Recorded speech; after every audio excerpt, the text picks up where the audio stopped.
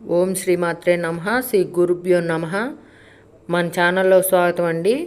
ఈ 2026వ సంవత్సరం జూలై 14వ తారీఖున మంగళవారం రోజున ఎన్నో అతీయ శక్తులు కలిగిన అతి శక్తివంతమైన ఆషాఢ అమావాస్య. ఇక ఈ ఆషాఢ అమావాస్య నుంచి కూడా జ్యోతిష చక్రంలోని రెండవ రాశి అయిన వృషభ రాశి వారికి గోచారం మారుతున్నటువంటి గ్రహస్థితి గతులకు కారణంగా ఈ వృషభ రాశి వారికి ఈ ఆషాఢ అమావాస్య తర్వాత అంటే జూలై 14వ తేదీ తర్వాత 5 అతిపెద్ద సంఘటనలు వీరి జీవితంలో జరగబోతూ ఉన్నాయి. ఇక ఈ 5 సంఘటనలను చూసి ఈ వృషభ రాశి వారు మాత్రం ఎంతో ఆశ్చర్యానికి గురవుతారు.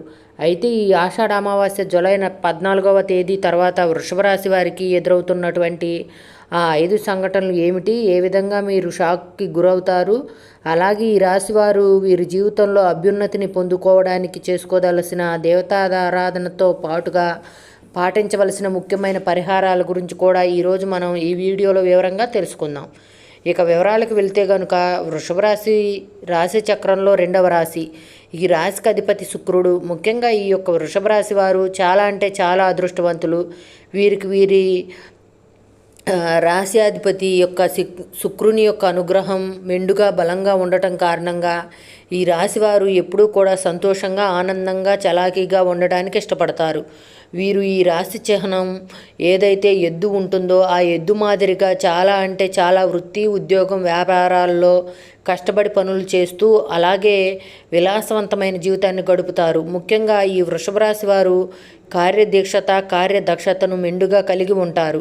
మంచి చెడు ఆలోచించిన తర్వాతనే ఈ రాశివారు పనులను చేసుకుంటూ వెళతారు. ఇక వృషభ రాశి వారు ముఖ్యంగా వీరికి వచ్చినటువంటి అపజయాలను చూసి కృంగిపోకుండా విజయాల కోసం ముందుకు సాగుతూ విశ్వాసంతో ధైర్య సాహసాలతో వీరు చేస్తున్న పనుల్లో విజయాలను సాధిస్తారు. ఇక ముఖ్యంగా ఈ యొక్క వృషభ రాశి వారు అందమైన కళాత్మకమైన వస్తువులను సేకరించడం చాలా ఇష్టం. అలాగే మంచి వస్త్రధారణ చేసుకోవడం చాలా ఇష్టం. ఒక్క మాటలో చెప్పాలంటే వృషభ రాశి వారు స్త్రీలు కానివ్వండి పురుషులు కానివ్వండి అలంకార ప్రియులని చెప్పుకోవచ్చు. అయితే ఈ యొక్క వృషభ రాశి జాతకులకు ఈ సమయంలో అంటే ఈ ఆషాఢ అమావాస్య జూలై 14వ తేదీ తర్వాత వీరికి ఎన్నో ఫలితాలు అనుకూలంగా ఉండబోతున్నాయి. ముఖ్యంగా వీరికి ఆదాయం పెరిగే అవకాశాలు పుష్కలంగా కనిపిస్తున్నాయి. అలాగే మరికొన్ని ఆదాయ మార్గాల ద్వారా కూడా ఈ వృషభ రాశి వారు ఆదాయాన్ని పెంచుకుంటారు. ఇక ఈ రాశి వారు గతంలో డబ్బు లేక మీరు చేయలేకపోయిన పనులన్నీ కూడా ఇప్పుడు ఈ అమావాస్య తర్వాత ఆ పనులను పూర్తి చేసుకుంటారు. అయితే మీకు ధన సంపాదన పెరిగినప్పటికీ కూడా వృధాగా డబ్బు ఖర్చు చేయకుండా ఆర్థిక క్రమశిక్షణను పాటించడం, ముఖ్యంగా విలాసవంతంగా మీరు డబ్బును విచ్చలవిడిగా ఖర్చు చేయకుండా ఒక క్రమ పద్ధతిలో ఒక ప్రణాళిక వేసుకొని మీరు డబ్బులను ఖర్చు చేస్తే కనుక ఫ్యూచర్లో మీకు డబ్బుకు ఎటువంటి లోటు అనేది లేకుండా మీరు మీ ఫ్యామిలీతో కుటుంబ సభ్యులతో కలిసి చాలా చక్కగా మీ జీవితాన్ని గడుపుతారు. అదేవిధంగా వృషభ రాశి వారికి ఉద్యోగ జీవితంలో ఉద్యోగస్తులకు ఈ సమయంలో కార్యాలయంలో పని ఒత్తిడి నుంచి బయటపడతారు. మీ పై అధికారులు మిమ్మల్ని మెచ్చుకుంటారు. అలాగే మీకు తోటి ఉద్యోగస్తులు కూడా మీకు పనుల్లో సహకారాన్ని అందిస్తారు. మీకు గతంలో రావాల్సిన ఏవైతే ప్రమోషన్ ఉంటుందో అది ఆషాఢ అమావాస్య తర్వాత మీకు ఆ ప్రమోషన్ రాబోతుంది. అలాగే మీ జీతాలు పెరుగుతాయి. మీ ఆర్థిక స్థితి వృద్ధి చెందుతుంది. ముఖ్యంగా వృషభ రాశి చెందిన సినీ కళాకారులకు cinema, TV, web series, media రంగంలో పనులు చేస్తున్న వారికి ఈ సమయంలో ఈ ఆషాఢ అమావాస్య తర్వాత మీ పనుల్లో ఉన్న టెన్షన్, ఒత్తిడి అవన్నీ దూరం అయిపోతాయి. మీ పనులను ఎంతో హ్యాపీగా చలాకీగా చేసుకుంటారు. ఇక వృషభ రాశి వారికి ముఖ్యంగా ఈ ఆషాఢ అమావాస్య జూలై 14వ తారీఖున వీరి జీవితంలో 5 అతిపెద్ద సంఘటనలు కూడా జరగబోతున్నాయి. ఇక మొదటి సంఘటన వచ్చేసి ఈ రాశివారు ఎంతో కాలంగా ఏ విషయం గురించి ఎక్కువగా ఆలోచిస్తున్నారో అది ఏ విషయంలో అయినా సరే విద్య, వృత్తి, ఉద్యోగం, వ్యాపారం అలాగే కుటుంబానికి సంబంధించి ఏ విషయమైనా సరే ఆ విషయంలో ఈ రాశి వారికి ఎటువంటి ఫలితాల కోసం ఎదురు చూస్తున్నారో ఆ ఫలితాలను మీరు ఈ ఆషాఢ అమావాస్య తర్వాత పొందుకోబోతున్నారు. ఇది ఉద్యోగంలో ప్రమోషన్ కావచ్చు, ఆర్థిక పెరుగుదల కావచ్చు, లేదంటే వ్యాపారంలో చిక్కులు కావచ్చు, వ్యాపారంలో పెట్టుబడులు కావచ్చు, అంటే కొత్తగా వ్యాపారం ప్రారంభించాలనే కోరిక కావచ్చు. ఈ విధంగా మీరు కోరుకున్నది ప్రతిదీ కూడా ఈ అమావాస్య తర్వాత జరిగే సంఘటనలు కనిపిస్తున్నాయి. దీనికి సంబంధించిన ఒక శుభవార్త మీరు వినబోతున్నారు. ఇక మరొక సంఘటన ఏమిటంటే, వృషభ రాశి వారికి ఈ సమయంలో కొన్ని అంశాలలో మరికొన్ని సమస్యలు వచ్చే అవకాశాలు కనిపిస్తున్నాయి. ముఖ్యంగా స్త్రీలకు పురుషులతో, పురుషులకు స్త్రీలతో కొన్ని సమస్యలు, విభేదాలు వచ్చే సూచనలు కనిపిస్తున్నాయి. కాబట్టి మీరు నలుగురిలో అవమానపడే సంఘటనలు కూడా, పరిస్థితులు కూడా రాబోతున్నాయి. కాబట్టి వృషభ రాశి వారు ఈ విషయంలో చాలా జాగ్రత్తగా ఉండాలి. అదేవిధంగా ఈ వృషభ రాశి వారు మాట్లాడే ప్రతి మాట కూడా ఆచితూచి వెనక ముందు ఆలోచించి మాట్లాడడం మంచిది.